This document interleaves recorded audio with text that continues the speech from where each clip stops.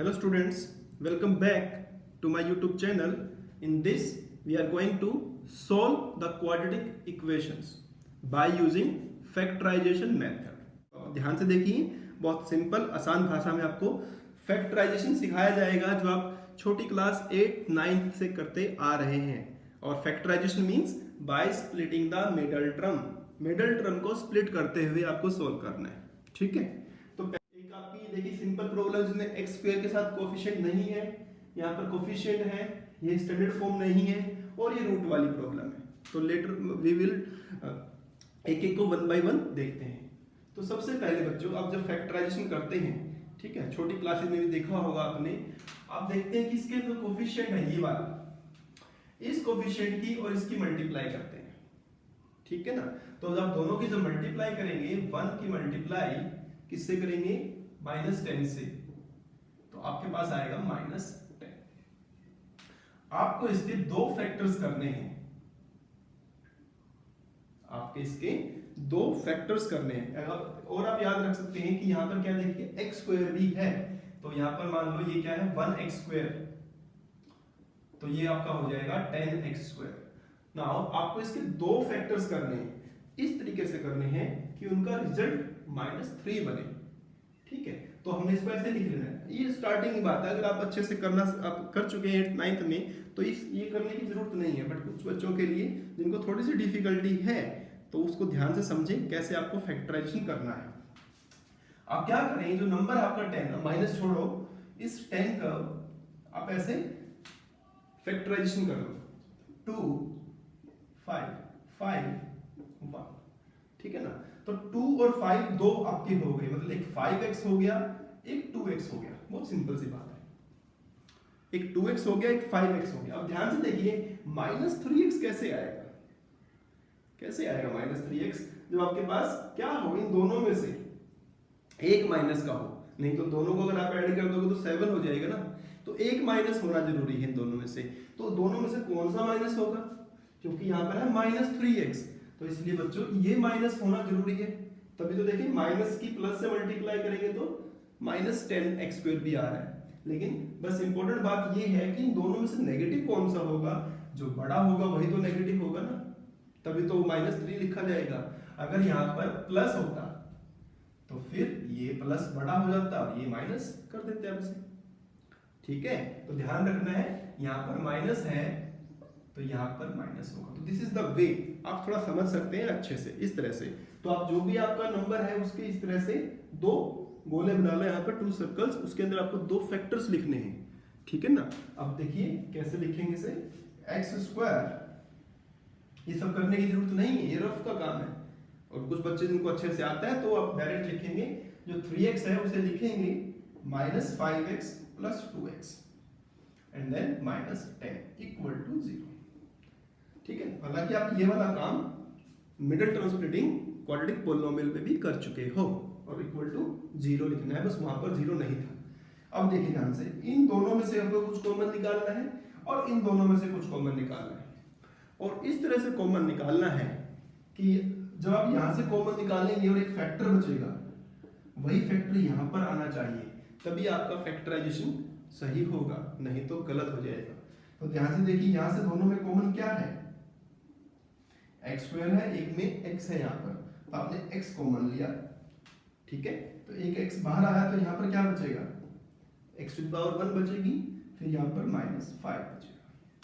इन दोनों में से देखिए ध्यान से, 2 है और ये 10 भी तो 2 × 5 होता है। अब यहाँ पर जो सिंबल है ध्यान रखिए आप, वही सिंबल आपको लिखना है यहाँ पर ऑलवेज। यहाँ माइनस है तो माइनस लिखना है, प्लस है तो प्लस लिखना है। तो +2 बाहर लिखा तो यहाँ पर हुआ x, अगर प्लस लिखा है तो ये अंदर एज इट इज रहेगा। और ध्यान से देखिए, अगर ये दोनों सेम नंबर्स हैं, सेम एक्सप्रेशन है, तो आपका फैक्टराइजेशन करेक्ट है। आप क्या करेंगे, x - 5 लिखेंगे ऐसे, और ये x और ये 2 यहाँ लिखेंगे =0। तो ये दोनों फैक्टर्स =0 हैं, तो ये दो नंबर्स का, इन दो एक्सप्रेशन का प्रोडक्ट 0 है। इसका मतलब क्या है, या तो ये 0 है या ये 0 है, या दोनों ही 0 है ना। तो आप क्या लिखेंगे, आइदर x - 5 = 0 और x + 2 = 0। फिर x इक्वल्स टू 5 और x equals to -2. So these are your two solution of x. आपने फर्स्ट वीडियो लेसन देखा होगा, वहां पर हमने क्वाड्रेटिक इक्वेशन फॉर्म करके छोड़ दिया था. आप उनको, अगर आपने कुछ बच्चों ने नहीं किए हैं तो उन प्रॉब्लम्स को भी सॉल्व करें जाकर with the help of this kind of factorisation. Next problem solve करेंगे जिसमें हमारे पास यहाँ पर देखिए क्या है, कोफिशिएंट ऑफ x स्क्वायर है. तो सबसे पहले आप क्या करो बच्चों, इसकी और इस नंबर की मल्टीप्लाई कर लो. तो 2x स्क्वायर की 3 से मल्टीप्लाई करेंगे तो आएगा 6x स्क्वायर. ठीक है. अब आप क्या करेंगे, यहाँ पर दो सर्कल बना लीजिए. फिर से देखिए थोड़ा सा, आप भी करते रहिए साथ साथ.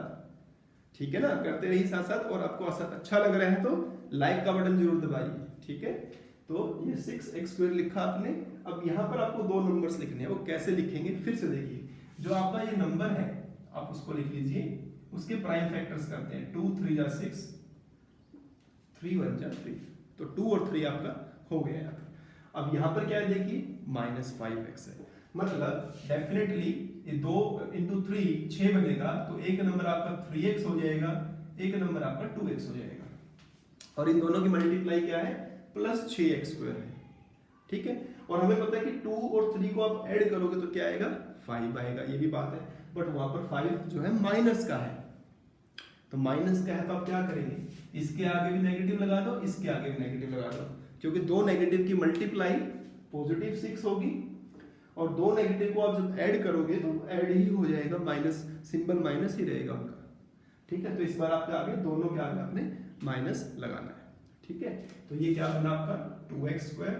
तो पहले 2x स्क्वायर है तो -2x को आगे लिख लो और 3x को पीछे लिख लो, +3 = 0. तो आप इस तरह से फैक्टराइजेशन करते हैं. This is the way of middle term splitting. अब देखिए ध्यान से, इनमें से फिर देखिए ध्यान से, लास्ट टाइम सिर्फ x कॉमन था, इस बार x के साथ साथ 2 भी कॉमन है. x के साथ साथ 2 भी कॉमन है तो 2x कॉमन हो जाएगा. x बचेगा, यहाँ पर 1 बचेगा. अब मैंने क्या बताया थोड़ी देर पहले कि यहां जो सिंबल है वही लिखना है. यहां जो सिंबल है वही लिखना है. तो देखिए आपने -3 लिख दिया यहाँ पर, तो क्या बचा x. अब क्योंकि माइनस आपने बाहर लिख दिया, अंदर प्लस है तो अंदर माइनस हो जाएगा. तभी तो माइनस माइनस प्लस बनेगा ना. 3 आप बाहर लिख चुके हो तो यहाँ पर क्या बना, 1 बना. तो इन दोनों में x -1 कॉमन है, ले लिया आपने. और इधर से बचा 2x - 3 = 0. फिर आप क्या करेंगे, या तो ये 0 रखेंगे या 0 रखेंगे. तो आपने इसको 0 रखा और 2x - 3 को 0 रखा. तो यहाँ से x की वैल्यू क्या आई, 1. और यहाँ से x की वैल्यू आएगी, ये 3 उधर गया, प्लस हो गया, 2 से डिवाइड कर दिया. आपको चेक भी करना है. मान लो कि आपने जो ठीक किया है ये, क्या ये आपने सही किया है. ठीक है. तो if you want to be very much sure, तो x की वैल्यू जो 1 आई है उसे आप सब्स्टिट्यूट करके देख सकते हैं. तो अगर आप इसको इसमें सब्स्टिट्यूट करेंगे तो 2 × 1 का स्क्वायर, 5 × 1 + 3. तो 2 - 5 + 3 is 0. तो it satisfies. Similarly next value भी सेटिस्फाई करेगी. ठीक है बच्चों. थर्ड प्रॉब्लम और देखेंगे. आई होप अब आपको सोल्व करना आ गया होगा. तो आप 1 बाय 1 उनको भी सोल्व कर सकते हैं साथ साथ मेरे. तो साथ साथ जरूर सोल्व करते रहें. 6x square -2 - x. अभी थोड़ी देर पहले मैंने एक स्टैंडर्ड फॉर्म की बात की थी. ठीक है ना. क्या होना चाहिए कि जो x की पावर्स हैं वो डिसेंडिंग ऑर्डर में होनी चाहिए. डिसेंडिंग ऑर्डर समझते हो ना. पहले x स्क्वायर होगा, फिर x की पावर 1 होगी, फिर कांस्टेंट टर्म आएगी. तो ये है आपका 6x स्क्वायर माइनस, इसको आप आगे लिख लो, इसको पीछे लिख दो, = 0. तो आप ध्यान से देखिए, यहाँ पर दो नेगेटिव थे, इधर एक नेगेटिव पॉजिटिव था. अब इधर फिर दो नेगेटिव आ गए और कोफिशिएंट भी आ गया 6. तो सबसे पहले फिर से वही, जो कुछ बच्चे जिनको थोड़ा सा डिफिकल्टी लगती है तो वो इसको आप अडॉप्ट करें. बहुत आसान मेथड है आपके लिए एक्सक्लूसिवली. तो आप क्या करेंगे, इसकी मल्टीप्लाई -2 से करें, -12x स्क्वायर हो गया. ठीक है. फिर अब आप क्या करेंगे, इसके दो फैक्टर्स करके लिखेंगे. आप ऐसे लिख लीजिए फिर से. और उससे बेटर फिर क्या करेंगे, आप 12 को आप ऐसे कर लीजिए. तो 12 के प्राइम फैक्टर्स जब करेंगे, 2 6 2 3 और 3 बन जा, ठीक है ना। अब एक 2 2 और 3 मतलब 2 इंटू 2 इंटू 3, ये आपका 12 है, ठीक है। तो अब ये तो है नहीं कि आपको इनमें से 3 अलग अलग लेने हैं, आपको तो कोई 2 बनाने हैं ना फैक्टर। तो कोई 2 में आप क्या कर सकते हो, 4 और 3 ले सकते हो, 6 और 2 ले सकते हो, है ना, आपकी मर्जी है, ठीक है। तो आपको अब देखना है कि मिडिल टर्म में क्या है। यहाँ पर आपके पास है -1, तो 6 और 2 लेने का तो कोई मतलब नहीं है, क्योंकि 6 और 2 का डिफरेंस 4 है और एडिशन 8 है, तो एक तो कहीं से भी नहीं आ रहा। तो क्या करना चाहिए आपको, एक आपको लेना चाहिए 4x और एक लेना चाहिए 3x। अब बात है नेगेटिव है यहाँ पर, तो नेगेटिव है अगर बीच में, तो इन दोनों में से जो बड़ा होगा वो नेगेटिव हो जाएगा, ठीक है ना। इन दोनों में से जो बड़ा होगा वो नेगेटिव हो जाएगा। मान लो हम इसको चेंज कर देते हैं, ये प्लस कर देते हैं, यहाँ पर ये प्लस कर दिया, मिडिल टर्म को प्लस कर दिया। तो अगर प्लस कर दिया तो अब क्या होगा बच्चों, जैसे हमने यहाँ पर बड़े के आगे माइनस लगाया था, अब यहाँ पर आप छोटे के आगे माइनस लगाओगे, क्योंकि आपको प्लस x लाना है। तो प्लस x लाने के लिए आपके पास क्या होना चाहिए, प्लस की वैल्यू बड़ी और नेगेटिव वैल्यू छोटी होनी चाहिए। तो ये आपका मिडिल टर्म आपने स्प्लिट किया, तो आपके पास 6 का मल्टीपल 3, तो पहले 3 लिख लो, बाद में 4 को लिख लो, -2 = 0, ठीक है। अभी देखिए दोनों में से कॉमन क्या है। मैंने 3 को पहले क्यों लिखा, क्योंकि 3 और जो है 6 के टेबल में आएगा। तो 3 कॉमन है, 3 2 जा 6 और एक x बचा। मैंने आपको बताया कि यहाँ जो सिंबल है वही लिखना है आपको। माइनस था तो आपने माइनस लिखा, यहाँ पर देखिए प्लस था तो आपने प्लस लिखा यहाँ पर, ठीक है। इसमें घबराने की बात नहीं है, दोनों में से कॉमन 2 दिखाई दे रहा है, तो x -1, दोनों में 2 कॉमन आ गया, तो यहाँ पर बचेगा 2x -1। अब 2x -1 दोनों में है, तो यहाँ बचेगा 3x + 2। बस ये हो जाने के बाद आप एक अलग अलग फैक्टर्स को 0 पुट कर दीजिए, अपना 2x -1 को 0 रख दीजिए और 3x + 2 को 0 रख दीजिए।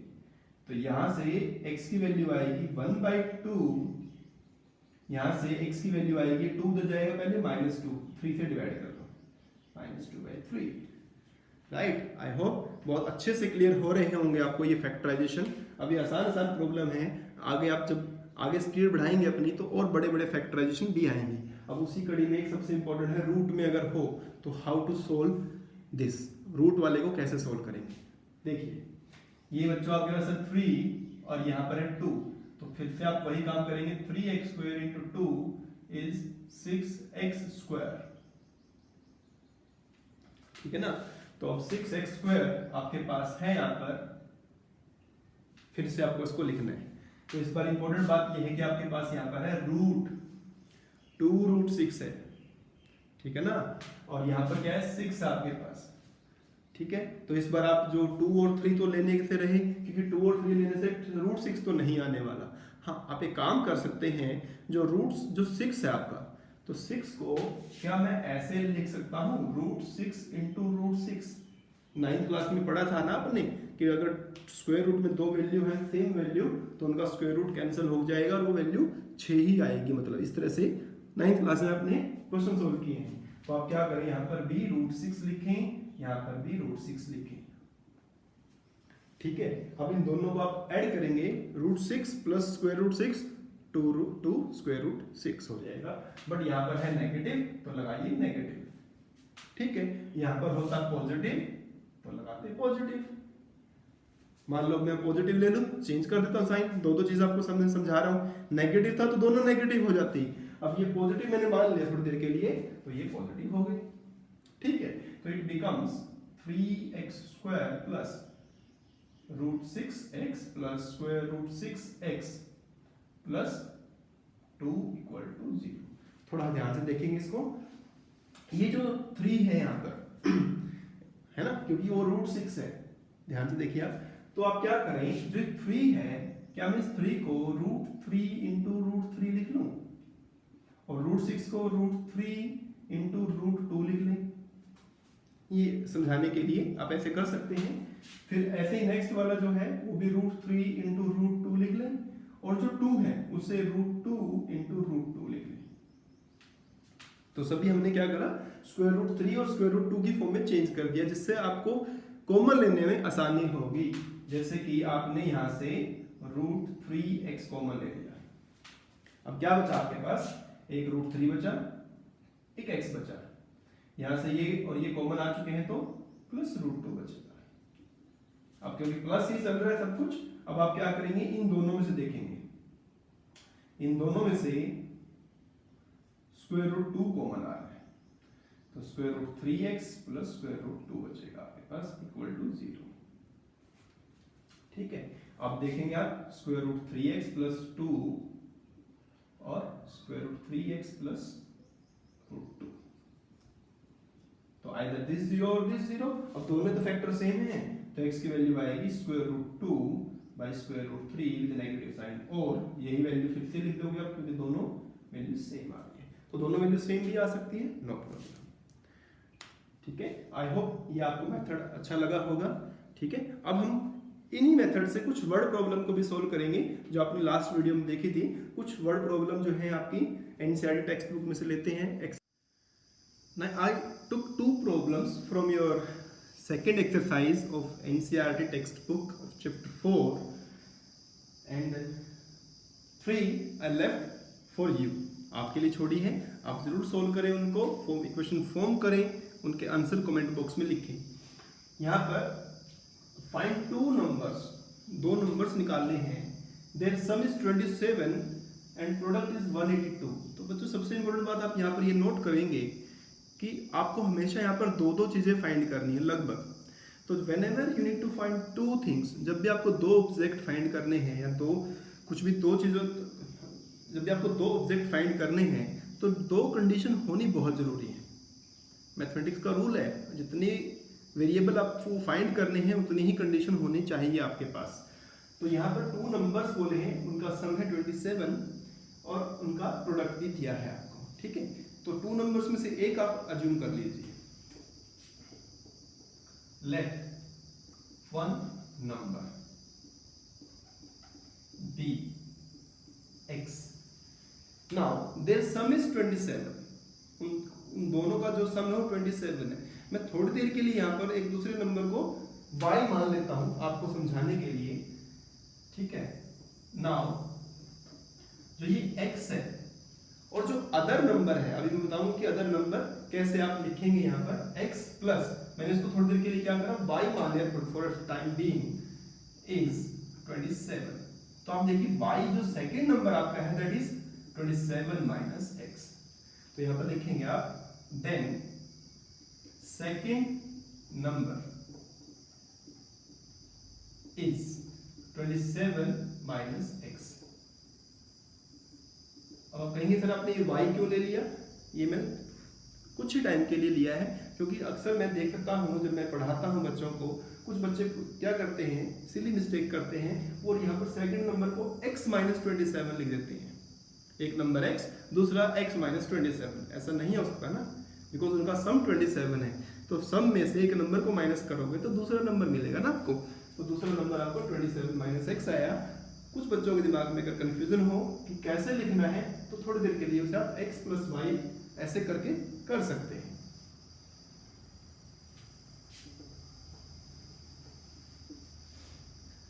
अब according to question, now according to question the product is 182। Product means multiplication. तो x and 27 minus x is 182. It is x into 27, x into x. Now take this side, 182 equal to 0. तो before I solve this, जब इसे solve करना है ना आपको, तो सबसे पहले ये आपकी स्टैंडर्ड फॉर्म में होनी बहुत जरूरी है।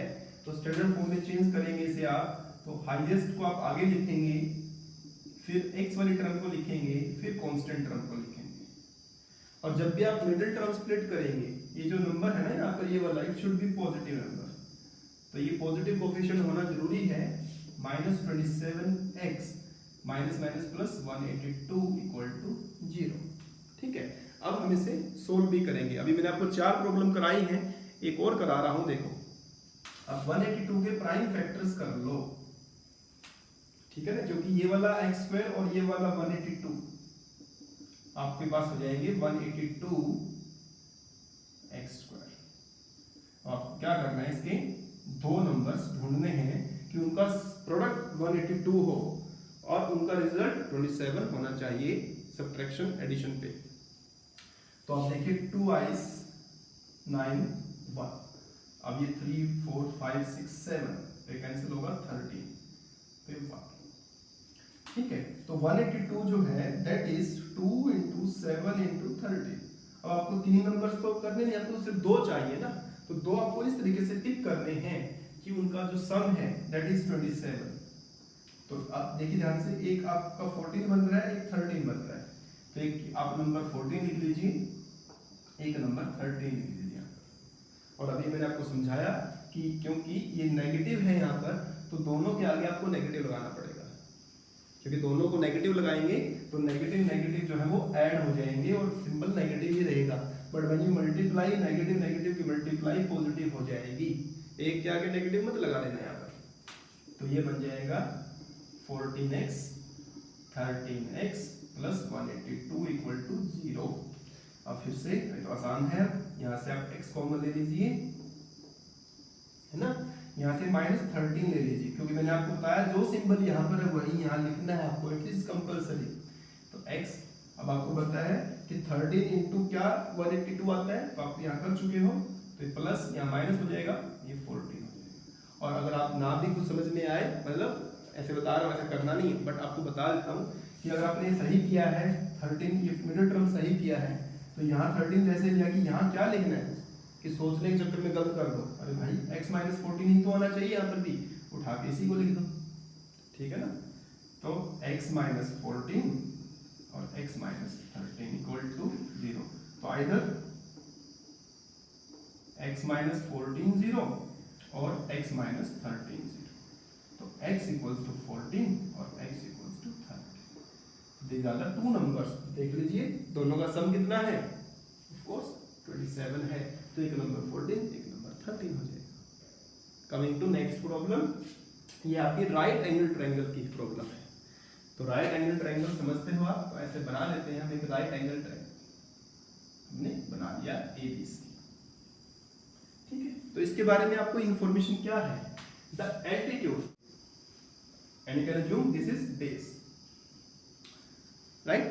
And if the hypotenuse is 13 centimeter, so this is hypotenuse, side opposite to 90 degree is hypotenuse.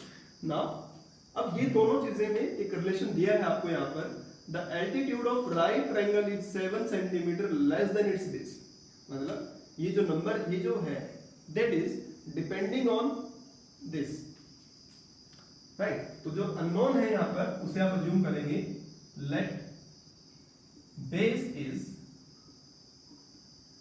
x centimetre, then altitude is, अब आपने बेस को x लिया तो एल्टीट्यूड जो है 7 सेंटीमीटर लेस है उसके बेस से, तो वो हो जाएगा x - 7 centimetre. Now, what is the relationship? आपको तो पता है ना ये क्या है, राइट एंगल ट्रायंगल है, और what is the relationship in between base, altitude and hypotenuse? Pythagoras याद आ रहा है कुछ? यस, पाइथागोरस लगाएंगे इसके अंदर। तो क्या कहता है वो, perpendicular square plus base square equal to h square, ये आप राइट एंगल ट्रायंगल में यूज करेंगे।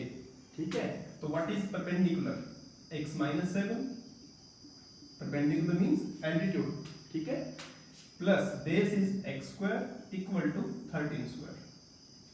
Just simplify a square b square 2ab equal to 169, x square 2x square 14x 49 minus 169 equal to 0. It is 2x square 14x minus 120 equal to 0। अब आपको मैंने एक बार पहले बताया था कि अगर इसमें कुछ कॉमन दिखता है आपको तो उससे आप डिवाइड कर सकते हैं, छोटा बन जाएगा, आसान रहेगा फैक्टराइज करने में। तो देखिए 2, ये भी 2 का मल्टीपल है, ये भी 2 का मल्टीपल है, तो थ्रू आउट 2 से डिवाइड कर दीजिए। तो it is x square minus 7x minus 60 equal to 0। आपके लिए छोड़ दी इस प्रॉब्लम को मैं, ठीक है, मैं कर देता हूँ नो प्रॉब्लम। तो ध्यान से देखिए यहाँ पर आपके पास इन दोनों का जो प्रोडक्ट है that is minus 60x square. तो आपको इसको दो फैक्टर्स में लिखना है, एक्सप्रेस करना है। तो आप 60 है बच्चों आपके पास, तो 60 के प्राइम फैक्टर्स अगर करेंगे तो 30, 15, 5 बन जाए। तो फिर 2 में ही लिखना आपको, और इस तरह से लिखना है कि 7 आना चाहिए। तो थोड़ा सा क्वेश्चंस आपके लेवल बढ़ना स्टार्ट हो गया, थोड़ा हार्ड लेवल होना स्टार्ट हो गया। तो देखिए कि 7 आना चाहिए यहाँ पर, तो यहाँ आप 2 कैसे नंबर्स लिखेंगे? तो अगर आप देखिए ध्यान से, इनकी मल्टीप्लाई करते हैं, 5 इंटू 3 15, और 2 इंटू 2 लिखते हैं तो ये 4 हो गया। तो 4 इंटू 15 तो 60 हो रहा है, बट 4 और 15 से ऐड करने से 19 आ रहा है, माइनस करने से 11 आ रहा है, 7 नहीं आ रहा बिल्कुल भी। तो ऐसा नहीं है कि आप कुछ भी लिख के उसको बना देंगे, नहीं। फिर और तरीका देखिए, अब आप क्या करें, 2 इंटू 2 इंटू 3 मतलब 2, 2, 3, ये हो गया 12, और एक रहेगा आपका 5।